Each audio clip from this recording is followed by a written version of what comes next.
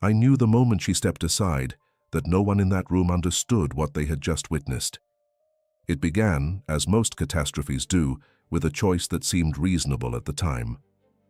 Lord Garrett Prentice had called it a matter of legacy, of the kind of decision that separates men who lead from men who simply wish they did.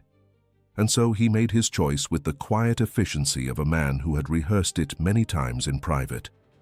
He chose the alliance, the title, the land, the political future his advisors had mapped across 3 counties and 2 generations of strategic marriages. He did not choose Lady Seren Caldwell. She was standing near the far end of the drawing room when he announced it. Not at the center, where one might expect a woman to receive news of such weight, near the window. Still, as though she had known for some time that this particular morning would eventually arrive. He spoke at length. She did not move. When he finished, the silence that followed was not the silence of grief. It was not the silence of a woman searching for words, or swallowing tears, or calculating how to salvage what remained. It was something older than any of that, something that had been waiting, patient and entirely certain of itself, for exactly this moment. She turned, and what I saw in her face was not what anyone in that room had expected. She looked at him the way one looks at a sum that has finally, after long deliberation, resolved itself correctly, not with devastation, with recognition. She inclined her head, once precisely, in a gesture that functioned less like a farewell and more like the closing of an account. Then she set down her glass with the unhurried care of someone who intended to leave no trace of herself behind. And she stepped aside, not back, not away, aside, as though she were not leaving so much as removing herself from a path she had decided in that single moment she no longer wished to occupy. The room watched her go. No one spoke. There were perhaps 12 people in that room. By evening, there would not be a drawing room in London that had not heard some version of what happened, because no one knew what to say about a woman who had just been told she was not enough, and had responded as though the information were mildly interesting at best. Prentice stood exactly where she had left him, holding the expression of a man who had prepared for tears and received instead something he did not have the vocabulary to name. I had that vocabulary. I had spent enough years watching people navigate loss to recognize the difference between a woman who had been defeated and a woman who had simply reclassified someone. She was not defeated. She was done.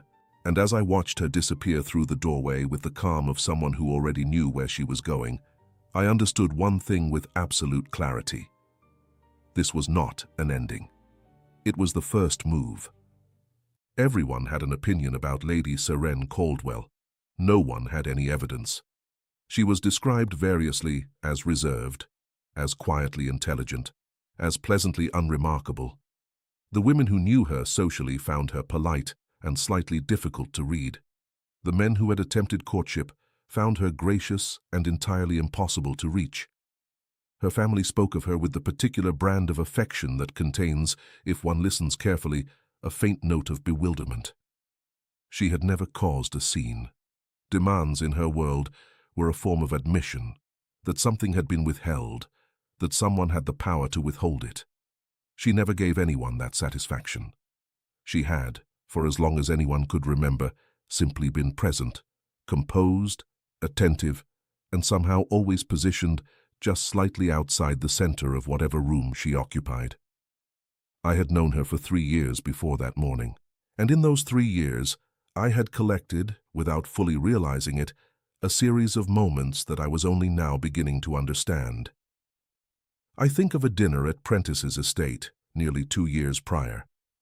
He had been holding court at the head of the table, charming, confident, speaking at length about his plans for the northern properties. Expansion, reform. The kind of progress that sounds visionary when one does not examine it too closely. Seren had listened without expression. Then, at a pause in his performance, she asked, quietly, almost idly, whether his drainage surveys had accounted for the limestone shelf running beneath the eastern fields. Silence, not the polite kind, the kind that tightens the air. Prentice recovered quickly, laughed it off, changed the subject with the practiced ease of a man accustomed to managing rooms. but I had seen his jaw tighten. She had not been challenging him. That was the remarkable part. She had simply asked a question she already knew the answer to, and in doing so, revealed without a word of accusation that his grand vision was built on ground he had never bothered to examine. Then there was the library at Ashwick House. I had arrived early and found her alone, standing at the large table with a map spread open before her. Not a social map, not the kind of decorative geography that adorns drawing rooms. A surveyor's map, densely annotated. She was reading it the way a general reads a battlefield. She looked up when I entered, neither surprised nor embarrassed. She simply rolled the map, tucked it under her arm, and offered a perfectly pleasant remark about the weather. I said nothing, but I remembered it. And now, standing in the aftermath of Prentice's announcement, I found myself returning to those moments with new eyes. She had not been in love with Garrett Prentice. She had been watching him, measuring the distance between what he presented to the world and what he actually was. And at some point, I could not say exactly when, she had arrived at her conclusion. She had simply been waiting with extraordinary patience for him to confirm it. It began quietly, as all campaigns do. I noticed it before anything else. A man with nothing to hide does not require a campaign. A man who has simply made a difficult choice and moved forward does not need 3 weeks later to still be explaining it to anyone who will listen. But Prentice was explaining.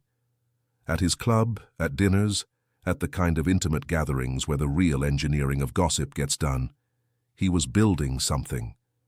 Word by careful word, implication by considered implication. She had been difficult, he suggested, not in any way one could point to directly, nothing so crude as that, simply difficult. The kind of woman whose stillness read, if one were not careful, as warmth, whose composure could be mistaken, at a distance, for depth. He said it with great sadness, and that detail told me everything I needed to know. A man who has genuinely suffered does not perform his suffering with such consistent precision. He does not adjust the texture of his grief depending on who is seated closest to him. He does not deploy phrases like quietly unsuitable or fundamentally misaligned as though he had rehearsed them in a mirror until they sounded unrehearsed. Prentice was not grieving. He was constructing. I watched it happen across 3 separate occasions, and each time the architecture became more elaborate. By the 4th week, the story had acquired details it had not possessed at the beginning. A coldness of character, a certain opacity that had made genuine connection impossible. The sense, and he was always careful to frame it as a sense, nothing more, that she had never been entirely present, even when she was standing directly in front of you. It was almost impressive, if it had not been so transparent. Because the question no one thought to ask, the question that announced itself to me with increasing urgency as the weeks passed, was a simple one. Why? Garrett Prentice had ended an understanding.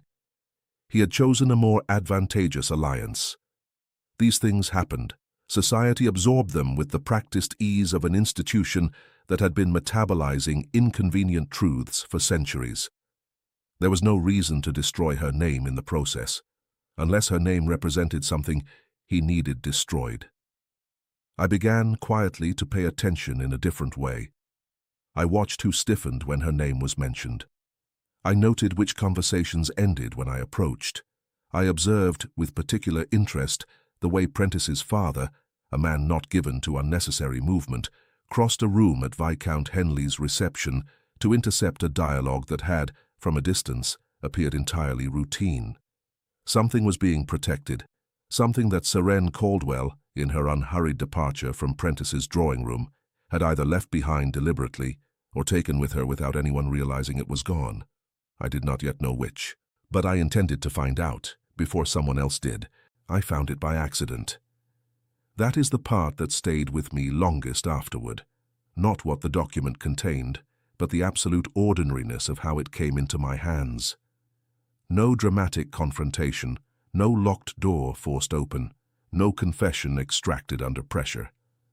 I had gone to retrieve a copy of my own family's land survey, a routine matter, the kind that requires an afternoon and produces nothing of interest, a solicitor's clerk, a misfiled envelope.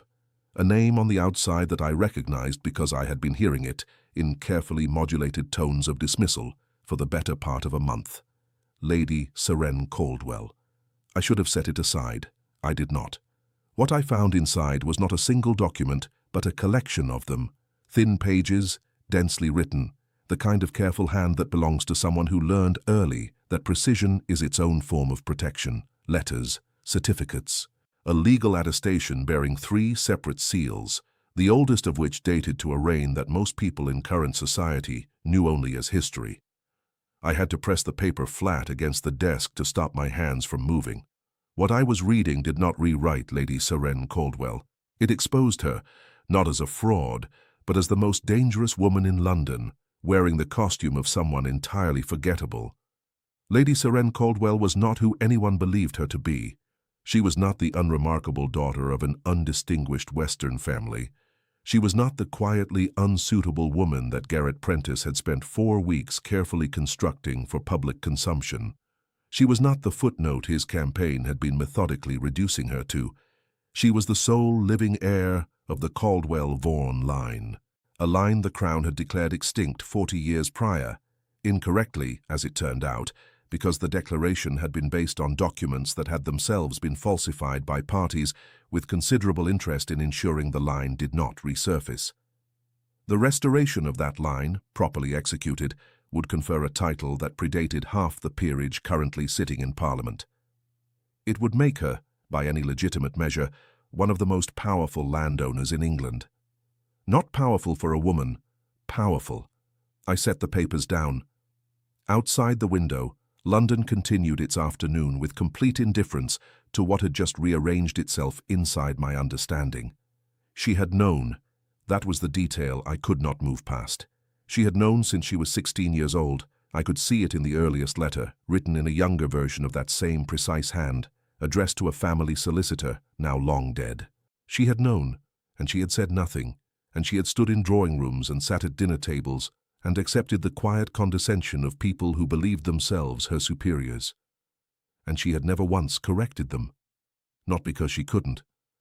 Because she had understood, with a clarity that now struck me as almost unbearable, that power announced too early is simply a target. And then Garrett Prentice had chosen his alliance, and she had stepped aside. And somewhere between that morning and this one, she had simply stopped hiding. I sat with that for a long time. Then I reached for my coat. I did not go to her immediately. That was the first decision, and perhaps the most important one. Because a man who arrives at a woman's door 3 hours after reading documents he was never meant to see is not an ally. He is a complication. And Seren Caldwell had spent the better part of her life managing complications with a patience I was only beginning to appreciate. She did not need my urgency. She needed my precision. So I went to work. The first visit was to Lord Aldrich Pembury, the oldest sitting member of the College of Heralds, the one man in England whose opinion on matters of lineage carried the weight of a royal decree. I presented him with nothing, no documents, no names, no indication of why I was asking, only a question, framed as idle historical curiosity, about the Caldwell-Vaughan attainder of 1804. He answered without hesitation, and in his answer, specifically, in the 3 details he included that I had not asked for, I understood that the falsification had been known in certain quiet circles for decades, known and left undisturbed because the parties with interest in its continuation had been until recently too powerful to challenge. Until recently. The second visit was to Lady Constance Whitmore, whose drawing room functioned for all practical purposes as the appellate court of London society. I did not ask her for anything. I simply introduced, at the correct moment, in an otherwise unremarkable conversation, the observation that the Caldwell family's Western holdings were considerably more historically significant than their current standing suggested. I watched her eyes. She filed it, precisely where I had intended. The third move was the surgical one. A letter, not sent, but placed, left on the reading table in the anteroom of the Lord Advocate's private chambers during a reception at which I knew he would eventually sit alone. It contained no accusations, no demands, only a series of dates, names, and property references that, assembled in the correct order, described the outline of a 40-year fraud with the detached clarity of a mathematical proof.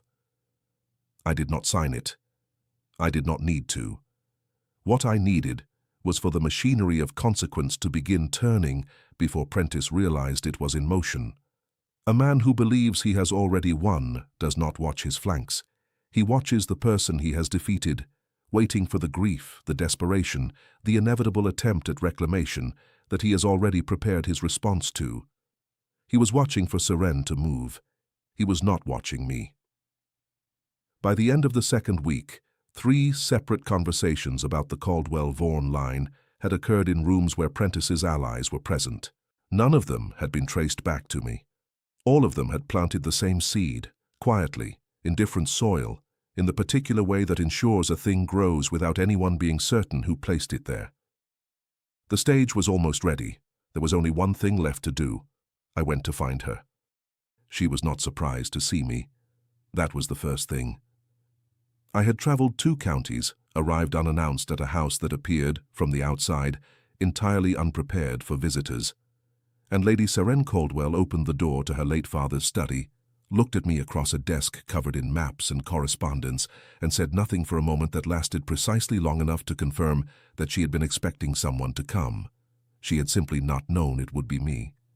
"You read the documents," she said. It was not a question. "I did," I replied. She considered that. Then she gestured to the chair across from her with the unhurried economy of a woman who had more important things to do than perform surprise. We spoke for 2 hours. She told me what she intended, not as a confession, as a briefing. Clean, sequenced, without a single word wasted on the emotional architecture of what Prentice had done to her. She was not going to embarrass Garrett Prentice. She was going to make embarrassment impossible. The venue was the Sovereign's Autumn Assembly, the largest gathering of the season, attended by every significant family in 3 counties, presided over by the Lord Advocate himself, who had, by that morning, already read an unsigned letter and spent a sleepless week thinking about it. She arrived without announcement. Not in mourning colors, not in the muted tones of a woman reclaiming respectability by degrees. She wore the deep blue of a house that had not yet been seen in public in 40 years, a color so specific in its heraldic reference that Lord Pembury, standing near the entrance, went entirely still when he saw it. He knew exactly what it meant. Within minutes, so did everyone else. She walked directly to where the Lord Advocate stood with Prentice's father, and she placed before them, without theater, without elevation of voice, without a single gesture that could be described as anything other than administrative, a set of documents that had been authenticated by 3 independent parties over the preceding fortnight. Prentice's father read the first page. His color left him in stages. Garrett Prentice, standing 6 feet away, understood what was happening approximately 4 seconds before the Lord Advocate turned to look at him with an expression that required no interpretation. The room had gone completely still, every eye on her, and then Seren turned, for the first time that evening, and looked directly at Garrett Prentice. Not with anger, not with triumph, with the same expression she had worn the morning she stepped aside, the expression of a sum that had finally resolved. She spoke quietly enough that only those closest heard it, but in a room that silent, that was everyone. "You chose power over love," she said. "I simply waited for you to hand me both." Prentice said nothing. There was nothing left to say. The fall was total, not loud. That was the detail people would discuss for years afterward. How quiet it had been. No dramatic accusation. No public confrontation staged for maximum effect. Simply a woman placing documents on a table with the calm efficiency of someone completing a task she had begun a long time ago. The Lord Advocate acted within the week. The Caldwell-Vaughan restoration was formally recognized before the month was out.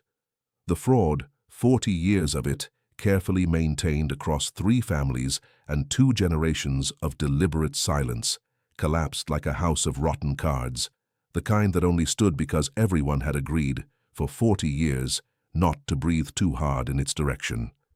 Prentice's alliance collapsed the same afternoon his father's involvement became a matter of record. The family withdrew from London with the kind of haste that answers every question it is trying to avoid. Lady Seraphina Holt, the woman he had chosen, the alliance he had traded everything for, dissolved the understanding within a fortnight. Her father's letter of termination, notable for its brevity and its complete absence of regret. He had chosen power over love. He had lost both. I saw Seren once more before the season ended.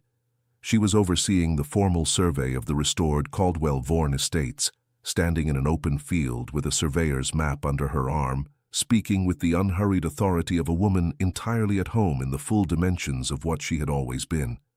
She looked up when I approached. "You built the stage," she said. "You wrote the performance," I replied. She almost smiled.